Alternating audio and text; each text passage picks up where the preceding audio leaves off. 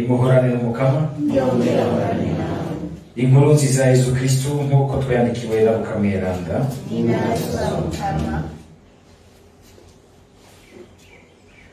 Muri iryo minsi abantu isinzi bari bakoranye ntawarakironka n'ahahonyora. Yesu abwira abigishwa biwe ati, nimwirinde umwambiro w'abafarisayo ariko kwa kwiyorobeka kwabo. Nta gihishije kitazosokororwa, nta canyegejwe kitazomenywa. None rero ico muzoba mwavugiye mu muzimagiza kizotangazwa izuba ryaka, naryo iryo muzoba mwongoreye ahiherereye rizovugirwa hejuru ku mazu. Hinge mbacira agace bakunzi banje, ntimwigere mutinya abica umubiri batari burenze ngaho. Uwo mutegerezwa gutinya, muratinye umwe yica hanyuma agashobora kubata mu nyenga y'umuriro. Ndababwiye ivy'ukuri, uwo muramutinye. None utunuma tubiri ntitugurwa amakuta abiri n'isenge? Muri utwo nta na kamwe Imana itazi. Mbere n'umushatsi wo ku mutwe wanyu uri ku giharuro. Mweho rero ntimutinye, muraruta isinzi ry'inuma. Dushimagize iyi nkuru nziza ya Kristo.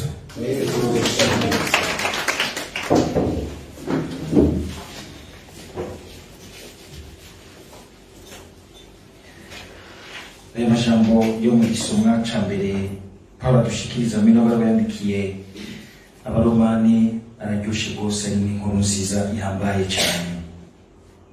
Inkuru nziza yuko vy'ukuri Imana se umukama wacu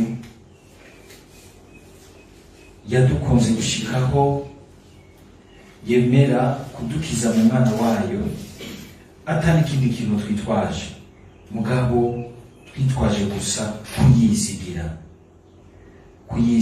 kuyemera, kuyizigira, kuyihereza, kuyirekurira mu minwe ibyacu byose, tukayiha urukundo rwacu rwose, nta kindi dusaba.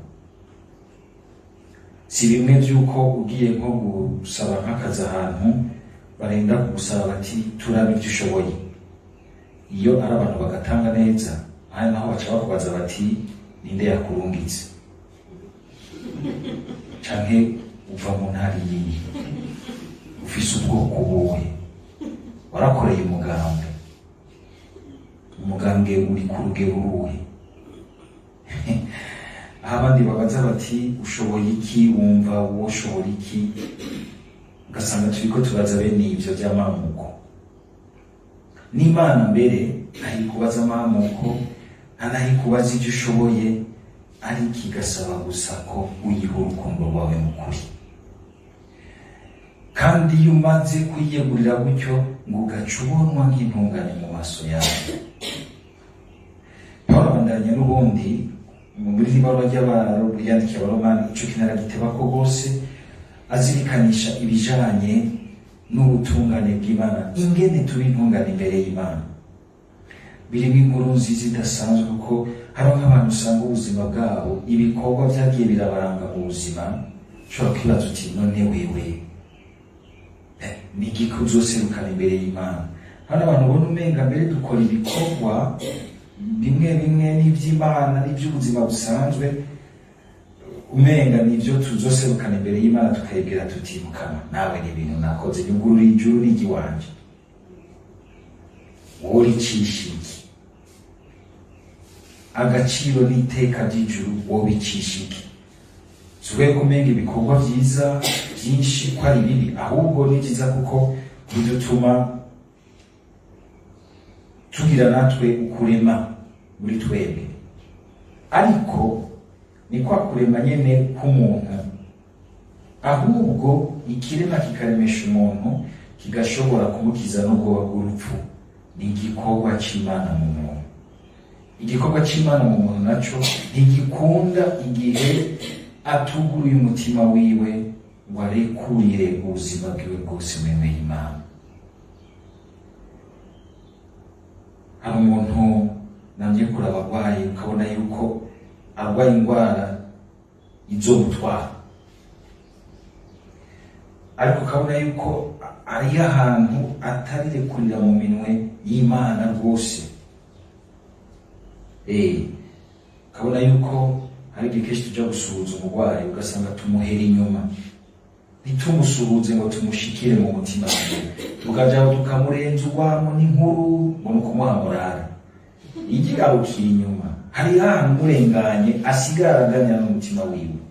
Ubwo mwamujabukije muramushira imbere y'Imana kugira ngo ashobore kumva inkuru nziza nk'iyi, kuko hari igihe bya bintu byose yaciyemo mu buzima yakoze bibi biguma biza bikamurya umutima, akagira ubwoba bw'iyo ariko araja, akaburanirwa, akazibiranywa,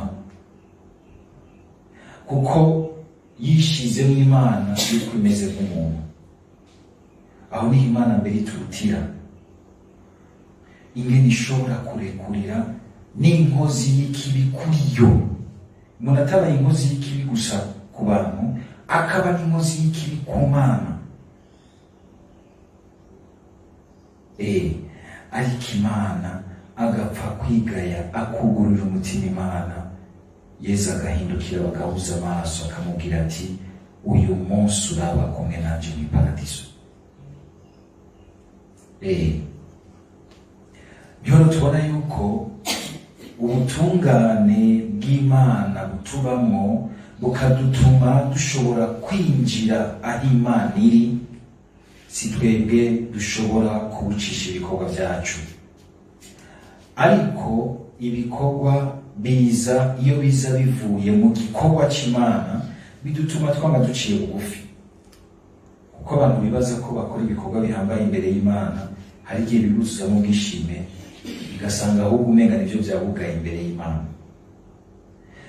Nivyo turanguye, hari ahantu Pawulo aberetse agashika akavuga ati ngo ni igiki ufise utahawe, qu'as-tu que tu n'es reçu? Ni igiki ufise utahawe?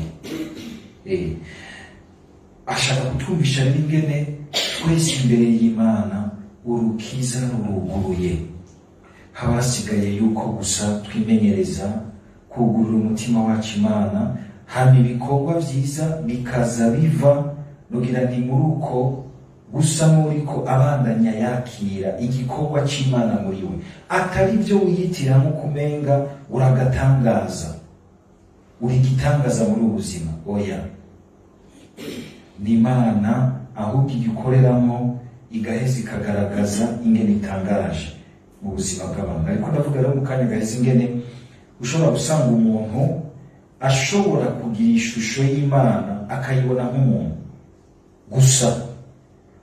Niko hari ahantu ishusho y'Imana isa n'umuntu, mu vy'umuntu asa n'Imana, mugabo umuntu ntahasa rwose buse n'Imana. Imana imufasha gusa nayo kubera ubuntu bwayo n'imbabazi zayo. Nico gituma yigize umuntu ikatwihishuka, kuko ibona yuko hari ahantu umuntu adashobora gushika mu kwiyumvira neza Imana no mu kwakira ishusho y'Imana y'ukuri. Ibrahimu nako Pawulo akabwira aba Baromani ati Imana rero ya Ibrahimu niyo, kuko handiho iyo ikaza kugira iti Ibrahimu imugira inshuti yayo kubera ibikorwa vyiza afise, ntazo yari kuronka acisha ubucuti n'Imana. Yarizigiye Imana ngo Imana icira twikira ibibi vyiwe imugira intungane.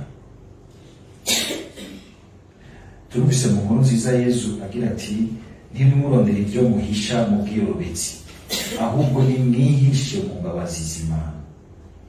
Yesu ntabwo byo kuvuga yuko umenga umuntu yokwama agenda yiyanda hanze, ntavuze yuko umenga nta mabanga ariho akiba mu mutima w'umuntu, ariko n'amabanga mu buzima bw'abantu si amabanga ku Mana, kuko Imana izi byose, ibona byose. Hari abantu barubona yuko arigeze kumva no byigisha ku iradiyo ngo abapatiri ngo barafise ukungene bumviriza amabanga y'abantu, ngo mu kuja kwirega agomba kubuza abantu reka kuba muja kwirega ko mwaba kumvuga amabanga yanyu ku bapatiri. Mugabo igitangaje nuko nawe nyene hageze agenda kuvuga amabanga yiwe akaja kwirega ku wundi, adashobora kuyibikira wenyene.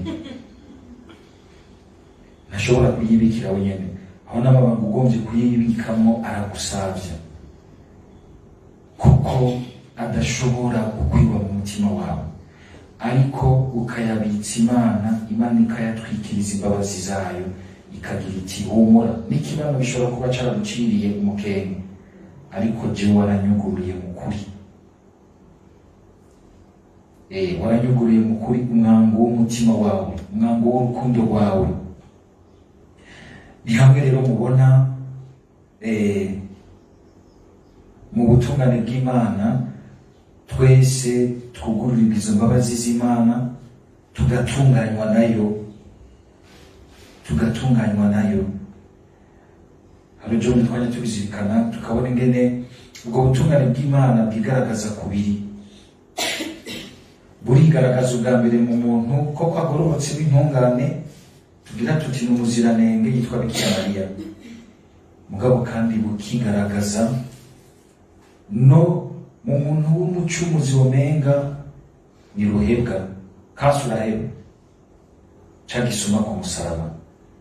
Mbere bigatangaza ingene ico gisuma ku musaraba gishobora gutanga Bikira Mariya mu ijuru, ari umuntu afise ubutungane bw'umuziranenge, mugabo nawe nyene subwo yihaye, ni ubuntu bw'Imana bwamukingiye mu butungane bwayo, kuko nawe nyene nk'umuntu yari mu rutonde waboje muri nosi bakozweko n'icaha n'igicumuro, n'amagara make y'umuntu ahengekeye mu gicumuro, ariko Imana mu buntu bwayo kubw'igikorwa igomba kugira abandi bose iramugira intungane kuva agitangura ubuzima bwiwe. Ariko hariho abandi atabutungane bafise, gusa bawuzeye kubw'ubuntu n'imbabazi z'Imana. Twame dukengurukira Imana mu buntu bwayo, kubona Imana uko imeze, nico gituma tuyininahaza tukayisenga, tukayikengurukira, tukayinaza ukungene imeze, kuko imeze neza cyane. Mwibaze nk'ubu yaba ari nk'umuntu, yaba ari nk'umuntu gusa, hariho abantu tutopfuye duserutse imbere yayo, ataco twogabanya imbere yayo, atajuru twopfuye twizigiye, kuko twogira tuti none tworicisha iki, ariko si ibyo twebwe duca, ni ibyo turonswa mu mbabazi za Kristo yasheshe amaraso yiwe, kugira ngo dushobore kubona imbabazi z'Imana zidushikana ku kwicarana nayo. Yesu agacagira ati rero ivyo bibatume muca bugufi, muba abantu bamusobanuka, abantu batarondera kwihishahisha mu nabi, bakiyitirira ubwiza badafise na gato, bakagomba kuboneka ko ari beza, ariko muri bo nta bwiza burimo. Ico kintu ni ikintu gihambaye, na cane cane ku bantu ashobora kwibaza ati ndarambiye mu vy'Imana, ndamaze gushikira dogere y'ubukristo ikomeye, ndi patiri canke ndi umubikira, narihaye Imana, jewe ivyanje byose ni ivy'Imana, jewe narashitse. Oya, kwaba umuntu aciye bugufi akamara ariko arisobanura imbere y'Imana, akaraba yuko vy'ukuri atamwijima uri kuramuhenda, akiyitira ubwiza atagira. Yesu akagira ati ahubwo mwitondere imigenderanire yayo, ntihagire uwo batera ubwoba, kuko barazi yuko no musi vyeze umuntu upfa guhagarara neza imbere y'ukanka kuja mu binyoma vyiwe, agaca kugira kwitera bwoba ngo ndakwica. Iryo jambo rirakunze kuza cyane mu kanwa, ndakwica. Ugasanga abantu tugenda turi mu bwoba. Yesu akatubwira ati ahubwo ubwoba mwategerezwa kugira nubwo kugwa mu kintu cobata mu muriro udahera, nubwo kuguma mu migenderanire ishobora kubata mu muriro udahera. Hariho gusuzuma imigenderanire yacu. Hari abantu ubona bunga imigenderanire n'abantu bariko barabakwegera mu muriro udahera, kubera guha amafaranga, kubera gusiga, kubera kugira iki, mugabo umutima wawe ufise biki, awusuka hashatse hose. kugeza akagira ati uyu naho yoba ibyuyu usa neza ugira ugite uyu ariko aragutaburira uyu uramutinya, uyu uramutinya nayo wagukanga ngo arakwica none ugira we azoguma mbere azozi iyo wewe umutanza kurungitse none azoseruka imbere yawe gute? Nk'abantu bisha abantu ejo muzobasanga imbere yanyu muzoseruka hehe? Umusanga imbere. Nicyo gituma wowe bimenya nimba ikiganza cyo kirimo amaraso, kandi kwica umuntu si ukuvuga yuko wagiye nyene ukamuniga ukaba ari ubikora techniquement. Hariho abantu bica abantu mu migambi, mu byo batuma abandi, mu byo bahera abandi. Ejo uzomusanga imbere yawe, kandi naho utagira uti nejo nubaguma ari imbere yawe uribuka n'izina ryiwe ukawuritiba ukamugaraburika mu gitanda. Hari igihe twibaza tuti turisha umuntu mugabo ntitumwishe, ahubwo nitwe twishe, bizosigara biratwica muri twebwe. Dusaba Mukama kugira ngo na cane cane abohore abo bantu bose ushobora gusanga barisha abandi mu mitima yabo, ugasanga birababuza ushobora kuruhukira mu ntumbero y'ubwami bw'Imana, kuko impera n'imperuka ubuzima burarangira. Niwashika imbere y'ikintu nk'ico kibuka yuko hari ibikorwa nk'ivyo, Yesu aravuga ati ngo nta kintu na kimwe kitarekurirwa, ngo n'ugutuka Imana birarekurirwa. Hari ushobora gusanga abantu baba barakoze ibintu nk'ivyo kugufata Imana nk'umuntu baguma bayiyumvira nk'uko ngene bameze, kuko nawe nyene byamunaniye kurekurira abandi, ntashobora kumva ko Imana ishobora kumurekura. Bagira ati na jewe ndafise ibintu ntashobora kurekura, bigaca bimunanira kumva ko Imana yomurekurira. Ariko Imana ntimeze nk'umuntu, nta nzigo igira, byose irabirekura ku muntu amenye kwirekurira mu minwe yayo. Dusaba Mukama kugira ngo naho byo tunanira kuri wa munsi wa nyuma, kuri wa mwanya wa nyuma, ntituze tunanirwe no kwirekurira mu mpuhwe n'imbabazi zayo. Amen.